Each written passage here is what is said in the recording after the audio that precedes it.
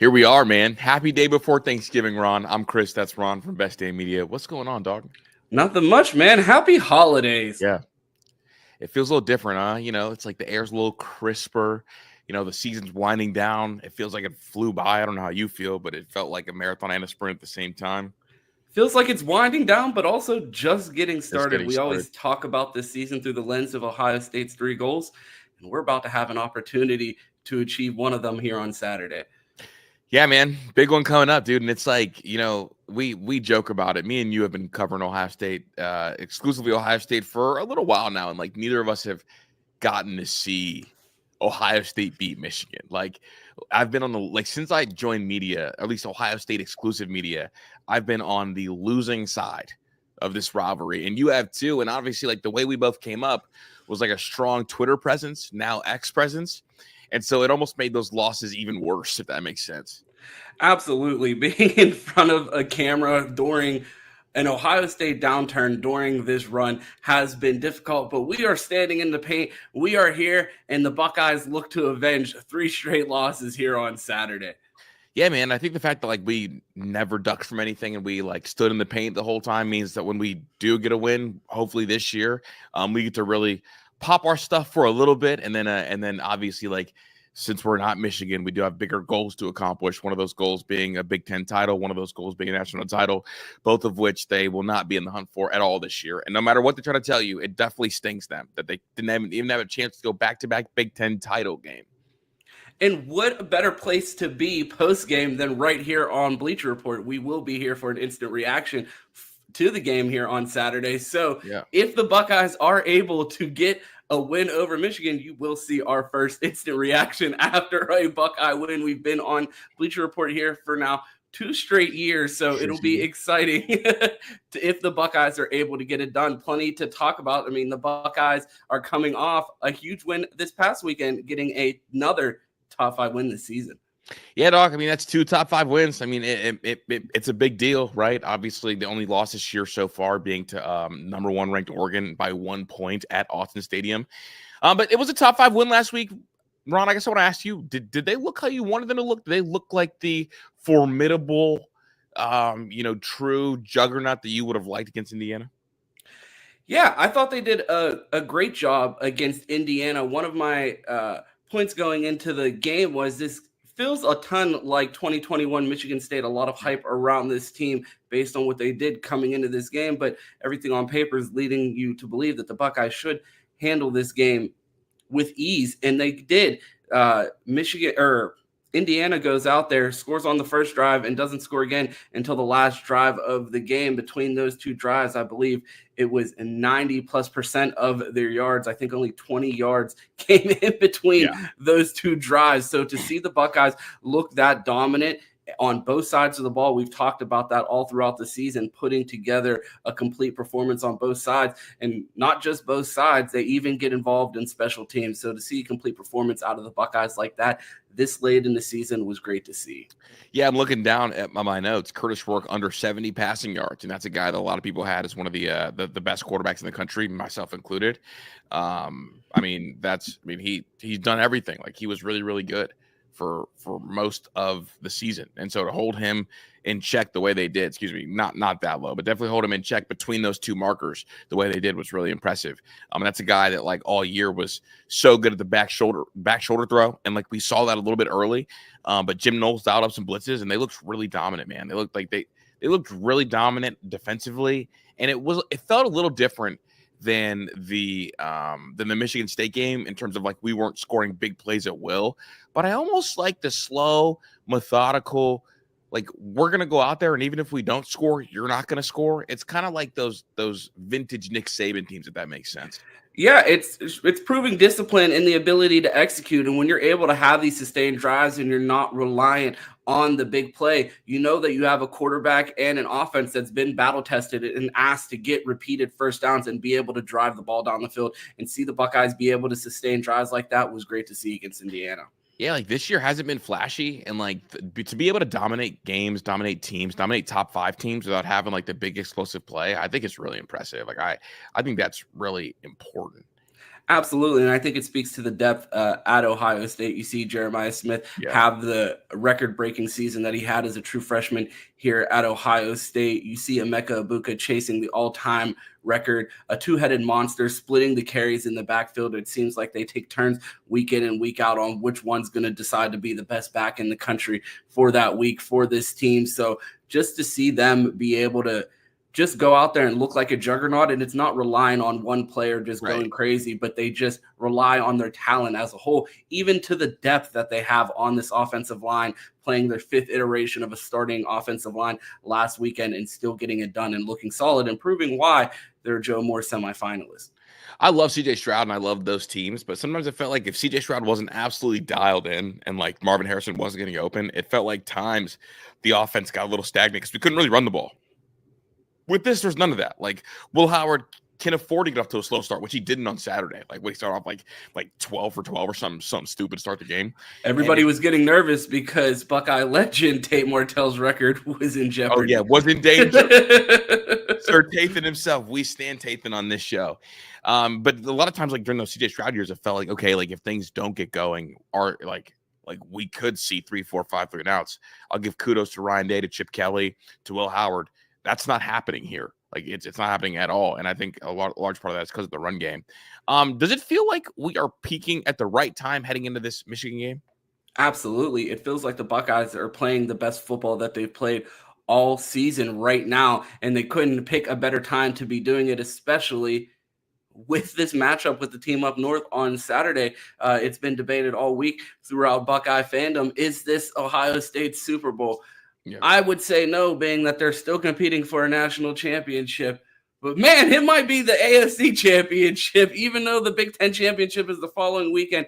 The Buckeyes have to get it done here on Saturday. I felt myself during that Indiana game when we went up late, even but right before the Trey slide, I'm like, wow, like this could actually be the Buckeyes' year. Like this could actually be that. And then throughout the day, like I watched Bama lose, and then I watched Ole Miss lose at the same time. I'm like, this is actually, it feels like Ohio State's year. Did you feel at any point last Saturday, like looking up at the screen, looking up at the game, like watching Will Howard put the cigarette out? Like, did you feel like, oh shoot, like here we are. This is really Ohio State's season. On paper, coming into the season, it felt like the Buckeyes were the favorite, and this was their year. But we had that sneaking suspicion in the back of our mind, like, could a juggernaut potentially pop up out of nowhere, a la 2019 LSU, when the Buckeyes have, Justin Fields and Chase Young in New York for the Heisman ceremony, and J.K. Dobbins at home with 2,000 rushing yards that season, and the Buckeyes still somehow managed not to play for a national championship that year. It just feels like the Buckeyes' year right now. You look at some of the power rankings around the country, you see the Buckeyes atop those lists, even with the loss to Oregon in Eugene. So it's feeling like all things are trending in the right direction for the Buckeyes. Does Davison Igbinosun concern you a little bit? He got 3 holding calls. People wanted him benched. I know, Jermaine's a great player. We are Jermaine Matthews super fans. Would you consider sitting him? Or, I mean, maybe not for this game, but how short, here we go. Scale of 1 to he's going to ruin our season. How concerned are you about Igbinosun heading into the Michigan game and then hopefully the playoffs afterwards? 2. I tweeted it at the beginning of the game that if the refs are going to call the game like this might be a Jermaine Matthews game, because with players like Davison Igbinosun, I called him a value time Joey Porter Jr. He seems like the off-brand of Joey Porter Jr. He's going to hold you on every play, and he's going to make the referees either ruin the game and throw a flag on every play, or let it go and let him be one of the most physical corners in the country where he excels. I don't think that the refs are going to try to take this game into their own hands and have Davison Igbinosun tied up in foul calls because he's holding on to people. But I feel like that's the give and take that you get with a big physical corner like Davison Igbinosun. I mean, anyone that's surprised by this, I want you to go back and watch the Davison Igbinosun off-season highlight tape that he released before coming to Ohio State when he entered the transfer portal. It was him out of field with a bunch of guys that don't play Division I football, and him just holding on to them for 3 minutes. It was a mauling. You can't get away. I'm gonna hold you. You're not grown. I'm like, dang, I like it because you would have thought it was linebacker tape with how physical he was. So anyone surprised by this? The Buckeyes knew what they were signing up for when they got Davison Igbinosun. He's one of the best cornerbacks in the country when it comes to run support. So having a big physical guy out there with the type of attitude that he brings onto the field, I think he's far more likely to help the Buckeye season than he is to hurt it. I mean, we talk about top 5 matchups. Davison Igbinosun, arguably best game of the season against Penn State, coming up with a huge interception in the red zone too. So very little concern when it comes to Igbinosun. He played well against Oregon too. Like, he played real well against Oregon. I know it kind of got overshadowed because the defense gave him a ton of yards. A lot of that was the Denzel Burke side, but Igbinosun, like, it's so interesting because I have like this bad quarterback theory that only bad quarterbacks will hurt Davison Igbinosun because guys are covered, so people are going to throw his way. Now, Curtis Rourke is an example of a not bad quarterback, but a tight window quarterback and loves the back shoulder throw. So he's going to throw it when guys are covered. So I'm okay with Igbinosun. I know a lot of people wanted him bench. Someone tagged me on Twitter saying he was the worst cover corner in the Big Ten. I'm like, okay, you're so unserious, but whatever. There's so many storylines this week, man. Like, outside of it being the game, dog, Tony Alford switching teams. And this is the first time he's going to have to see Ryan Day. That's a big one. I mean, we had a recruiting director go over there. That's a big one. I mean, Donovan Edwards. Like this, there are some storylines this week, Ron. Absolutely. Donovan Edwards famously said, hey, Mike, I told you we ain't never losing to them boys. We're not losing to Ohio State. Well, if you felt that way, it might have been a good idea to get out of town last year and head to the NFL draft because you got one more win ahead of you to ring true with that statement as far as never losing to them. I have the bulletin board up here because I feel like the Buckeyes have no shortage of bulletin board material. Former running backs coach Tony Alford leaves in the middle of the offseason to go to Michigan. Former recruiting director Aaron Dunston leaves the Buckeyes to go to Michigan. Samaj Morgan famously goes on Instagram Live with an expletive-laced rant after the game last season, calling out Ryan Day, Marvin Harrison Jr., Kyle McCord. So many storylines here. Chris, what is your favorite storyline going into the rivalry? Dude, my favorite is the Donovan Edwards thing. Like, Donovan Edwards getting up there and telling everybody that they were not told y'all we're not losing those boys, I think is so crazy for then you to stay one more year and risk losing to those boys. And it's crazy because if you saw the side-by-side on the timeline today of Donovan Edwards at the end of the game last year talking about how they're never going to lose to Ohio State. Yeah. And then his most recent press conference talking about the mutual respect on both sides of the rivalry and that there's people that care about each other on both sides of this rivalry.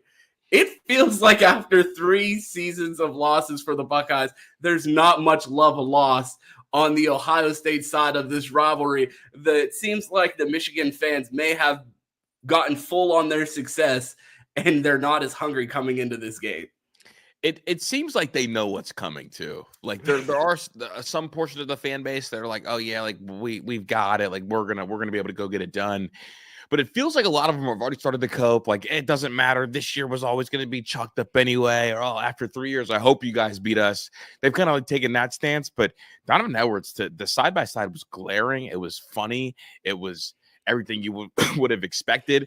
But that's the one, because I think that's the clip that's going to be playing. The Tony Alford thing, okay, like he left.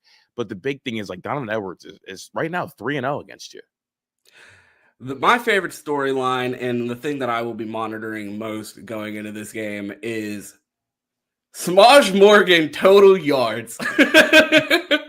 As a player that had the most to say about last year's matchup, that is who I have my eyes on because, fun fact, Ron James had more yards than Samaj Morgan in the game last year. Samaj Morgan with a whopping -5 yards in the game, but the most to say after the game. So that is the storyline that I'm most excited to watch. I saw multiple Buckeye players repost that video this week, so it's going to be interesting to see what contribution Samaj Morgan makes to this game on Saturday.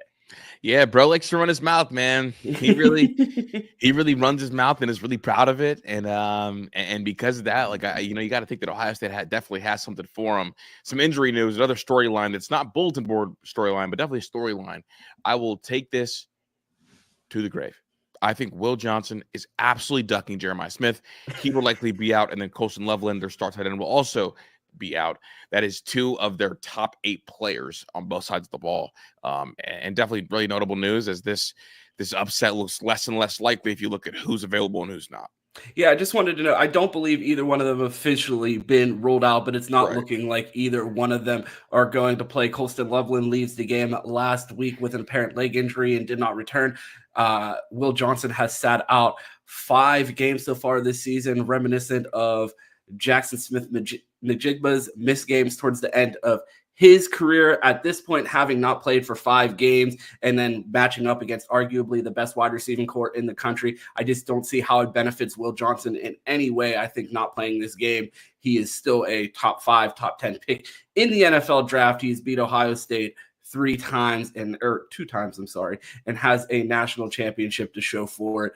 I don't think he has much left to prove in this game, so I would not expect him to play. I don't know if he locks up JJ, he's the number 2 corner off the board. Absolutely. I mean, he could make a case for number 1 corner if he were to come out there and lock him up, having not played for 5 games either. Colston Loveland, I still think that one is still a little bit more likely of a possibility, still very unlikely. It seems like both of these guys won't play. Under the assumption that these 2 don't play, how big of a loss is that for Michigan? I mean, huge loss. I mean, obviously, like Will Johnson, they're used to not playing without him.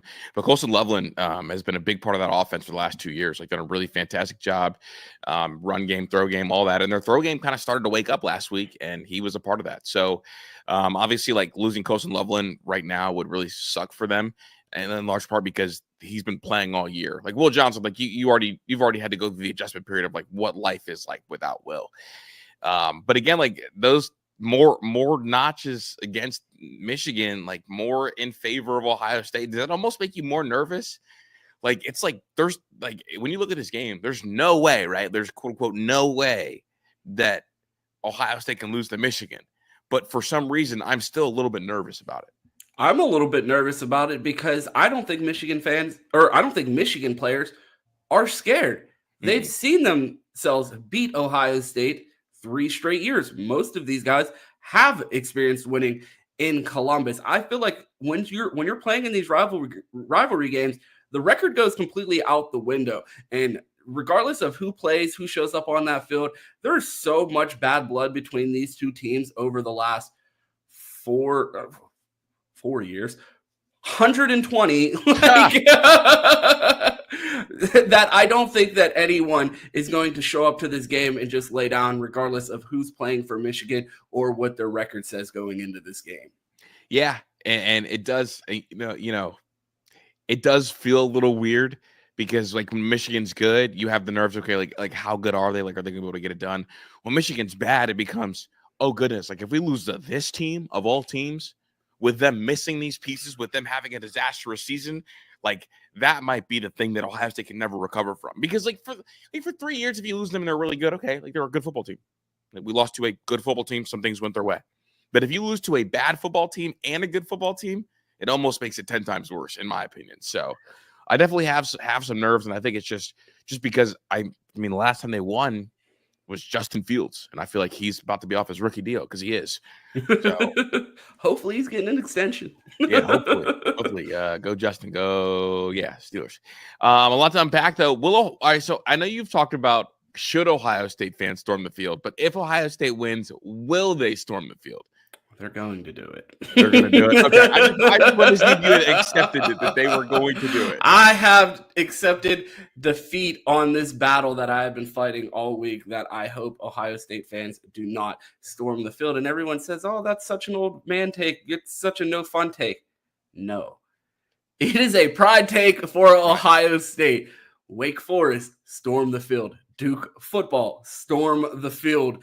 Any of these lower tier teams that when people enroll at the universities, their biggest moment is going to be upsetting a team, not winning a national championship, winning a Big Ten championship. I have no problem with field storming. I have problems with field storming and also claiming you're a blue blood. One or the other.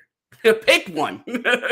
Either you are the elite of the sport and you expect to win every time you step on the field, or you're elated to beat the team that broke you for 3 years and you're going to run onto the field on Saturday. Are you worried about Will Howard in his first time playing in the game? Because this is not Kansas State. Not in Kansas anymore. This is the biggest game that Will Howard will have ever played in his career, and he's talked about it, understanding the importance of this game. Last year, Ohio State starting quarterback called this just another game, and during his pregame speech said, let's go out there and not make mistakes. From every indication that we have regarding Will Howard, I don't think he's going to have those levels of nerves coming into this game. A lot was made about him putting out the cigarette as the diss to Kurt Cignetti at the end of the game last week. And Emeka Egbuka noted in his press conference this week, hey, if you've been paying attention to Will, he's been doing stuff like that all season. It seems to be a part of his DNA. And one of the things that we talked about with Will Howard is him being so experienced, having played in big games before. He's played in conference championships before. He's played against top-ranked Texas teams before. And he's already now won 2 top 5 matchups and played in another hostile environment on the road. And to me, the only environment that Will Howard seemed particularly rattled in was Penn State.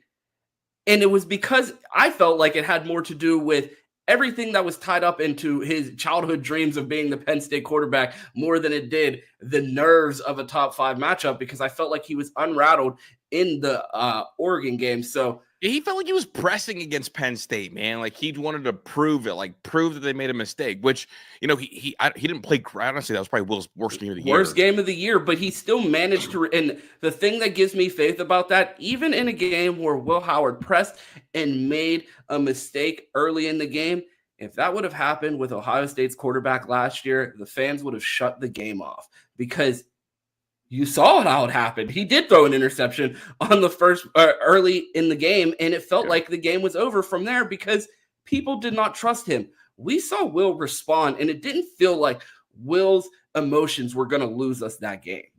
Yeah, Will doesn't bleed, man. Like some guys, when they get cut and they have a pick, like the floodgates open, or they're just unable to recover at all. And like Kyle had like he would keep bleeding. He would bleed all over you, bleed all over the field. We saw it against Wisconsin. He bled and kept bleeding. Will, while he didn't play great afterwards, it's almost like he was like, all right, look, I'm at Ohio State. I can't afford us to bleed. So I'm just going to let my teammates do what they do. And I think that's super important. And in this game too, I think he will lean on them a lot, because naturally this is the most complete roster in college football. And so if he's able to kind of ease into the game, then we can see Will Howard make some big plays in the third quarter, which is kind of what we've seen this year.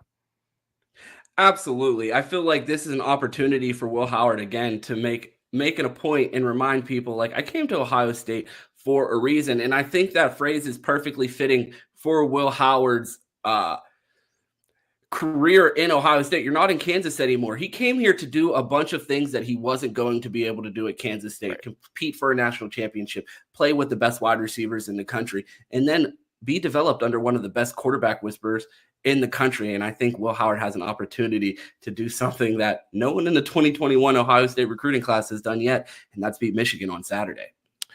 Ryan Day, I mean, kind of stated how important this game was and how much this game means. And people outside the rivalry, I think, like to pretend like their rivalry is bigger than this rivalry. But this line, this quote kind of summed it up. He said, it's one of the worst, like talking about losing to Michigan.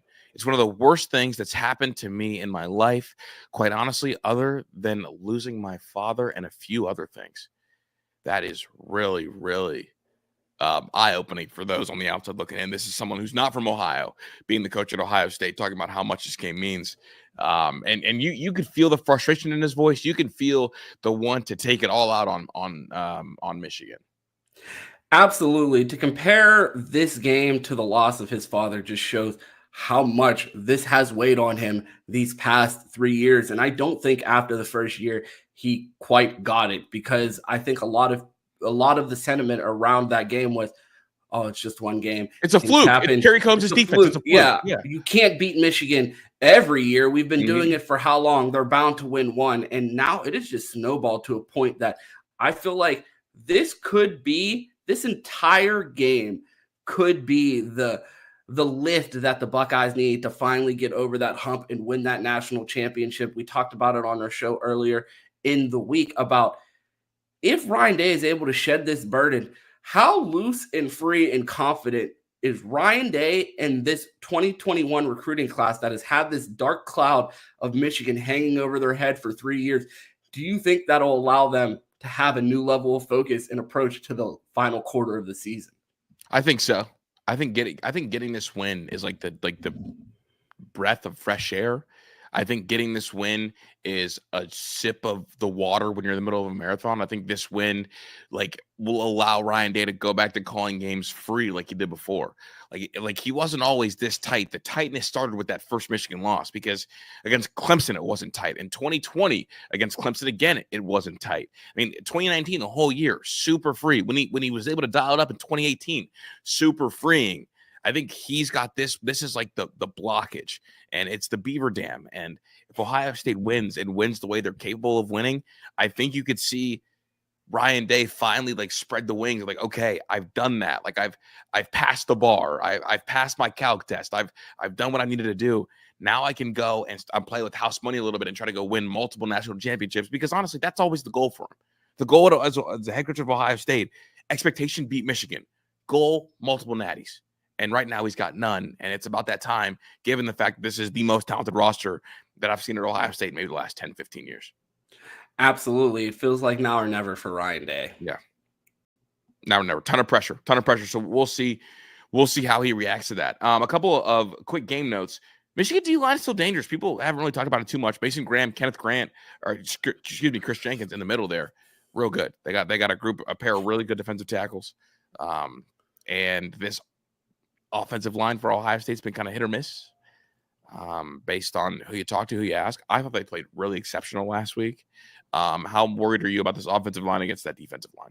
I don't know how worried I am, but I am intrigued by the matchup because, like you said, Michigan, despite their struggles this year, the one bright spot in that team has been the defensive line and the eventual NFL draft picks that they have there. And with all of the shuffling that has gone on the Buckeyes offensive line, you're having Austin Cereville start in his first, while the Buckeyes have played in 3 top 25 or 3 top 5 matchups. Austin Cereville has not played in many of those. Carson Hinsman has only played in one of those. This iteration of the offensive line has only played in one. So it's going to be interesting to see how they match up against likely the toughest defensive front, maybe not the best defense, but best defensive front that they may have remaining on their schedule.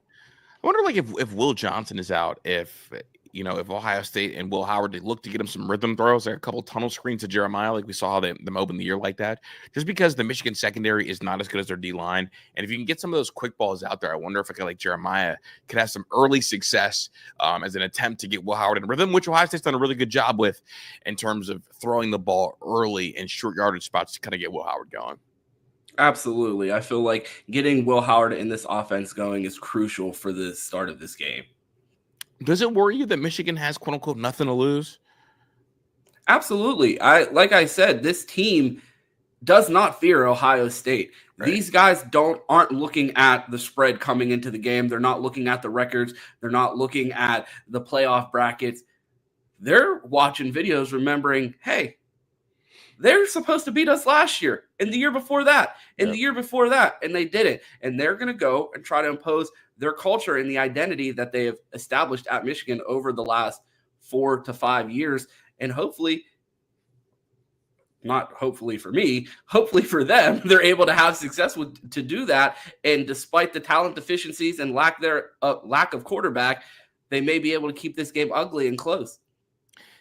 The line being 21, would it feel like a loss, or would it not feel as good if Ohio State won this game in a really close game? Like, are you one of the fans that needs Ohio State to blow the doors off of them, or would any win, a 1-point, last-second field goal win, do it for Ron James? Honestly, a last-minute win might do it for me, because let them have a little hope and let them feel a little pain, because I honestly think a blowout win, they're not going to suffer. They're like, man, I had a national championship, like can't win them all. All right, you got us. And now if it's close and they have that little doubt in their mind that they think that they could win, and then the Buckeyes rip it right away, wouldn't mind that. I want a bludgeoning. I want a beatdown. I want like this game needs to be 55-0. Ryan, they talked about hanging up 100 a couple years ago. We'll get to that half 100 mark, dog. Like go get active, go do it. Because I honestly think that because if it is a close win, he will not get any respect from Ohio State fans or Michigan fans. Michigan fans would literally be on the outside talking about, y'all, most expensive team ever. Only beat our worst team ever by 1 point. Chris, what month did we say is about style points? Man, you're right, except for with this game. No. We don't get to rewrite the rules around here. September is for style points. We're trying to just win. Just win by 100, Ryan Day. I'm Chris Drew. That's Ron James. Get us out of here, big dog. We appreciate you guys tuning in. Can't wait to talk to you guys again right here in the Bleacher Report app for an instant reaction after the Ohio State-Michigan game on Saturday. We appreciate you guys tuning in. You know how this ends. It's always go Bucks and, of course, OH. I-O.